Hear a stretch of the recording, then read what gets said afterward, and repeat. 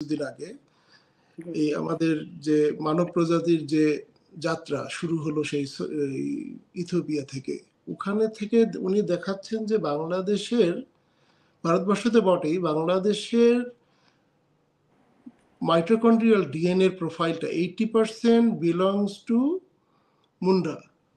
মুন্ডারা খুব জেদি হয়, উনি বলছেন ওখানে। এবং আমাদের মায়েদের মধ্যে সেই জেদটা আপনারা দেখবেন, তার সন্তানের জন্য তারা স্যাক্রিফাইস করে।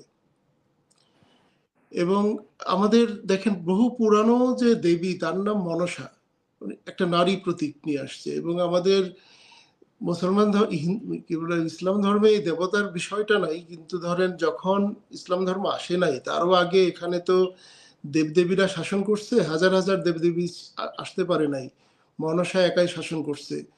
সো এই আমাদের ভিতরে সেই মাইটোকন্ড্রিয়াল ডিএনএ এর প্রভাবে আমাদের মায়েরা সেই জেদটা ধরে রাখে, যে জেদের কারণে সে নিজে স্যাক্রিফাইস করে তার সন্তানের জন্য।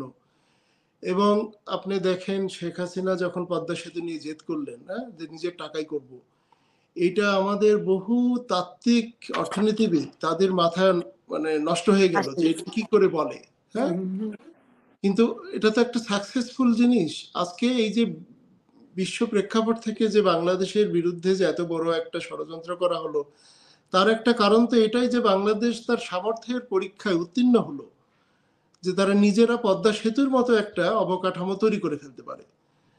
তো এটা শেখ হাসিনার ভিতরে আপনি যে জেদ দেখেন, এই জেদ শুধু শেখ হাসিনার একার না, এটা আমাদের প্রত্যেকটা মায়ের ভিতরে এই জেদ আছে। ছাত্রলীগ এই মায়ের জেদের উপরে দাঁড়ানো একটা প্রতিষ্ঠান, এটা আমি বিশ্বাস করি। এবং আমাদের মায়েরা তাদের সন্তানদেরকে যখন ছাত্রলীগ করতে দেখে তখন তারা গর্ববোধ করে।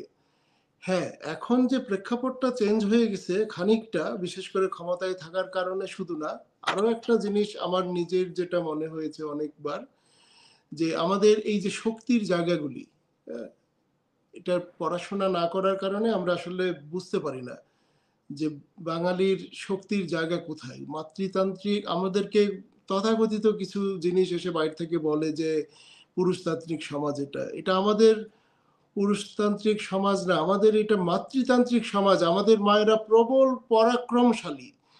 এইটা যতবার বুঝবো ততবার ছাত্রলীগ তার জায়গা ফিরে পাবে, কারণ মায়ের আশ্রয়ে আমরা জেগে উঠি।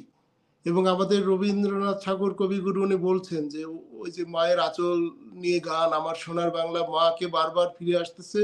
শুধু দেশ মাতৃকা রূপে মায়ের কল্পনা না, একজন সামনে যে মা দাঁড়ায় আছে তার ভিতরেও ওই ওই ওই সৌন্দর্যটাই আছে, ওই শক্তিটা আছে। ছাত্রলীগ এখন কিভাবে ঘুরে দাঁড়াবে আমি বলতে পারি এটা। অনেক আগে আমার বন্ধু বাহাদুর ব্যাপারী, ও ছাত্রলীগের সভাপতি ছিল, সেই সময় একটা আর্টিকেল লিখছিল বিশ্বায়নে বাংলাদেশের প্রস্তুতি এই নিয়ে। এখন দেখেন আমরা কেউ কানাডায়, কেউ অস্ট্রেলিয়ায়, কেউ ইংল্যান্ডে, বিভিন্ন জায়গায় ছড়ায় আছি। এবং আপনি নিজে ওখানে দেখবেন বাঙালিরা ওখানে ছোট ছোট বাংলাদেশ তৈরি করে ফেলছে। এটা আর কোনো জাতিগোষ্ঠীর ভিতরে আমি কিন্তু দেখি না সেভাবে। তারা ইন্টিগ্রেটেড হয়ে গেছে ওই দেশের মূল স্রোতের সাথে। বাঙালিরা সেভাবে ইন্টিগ্রেটেড হয় নাই। ভালো মন্দ দুটা দিকই আছে। মন্দের দিক হলো যে ইন্টিগ্রেশনটা প্রয়োজন, কারণ আমি এই দেশে সাকসেসফুল হতে গেলে আমার এই দেশের কালচারকে বোঝা এবং তাদেরকে রেসপেক্ট করাটা জরুরি। মানে একটা মাল্টিকালচারালিজমের যে জিনিসটা এই দেশে সে শুনতে পায়, বাংলাদেশে এটা খুব হালকাভাবে শোনা যায়।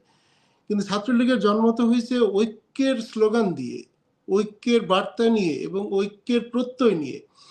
তাহলে আমাদের দেশের মধ্যে কি মাল্টিকালচারালের সমস্যাটা নাই? আছে তো। আমাদের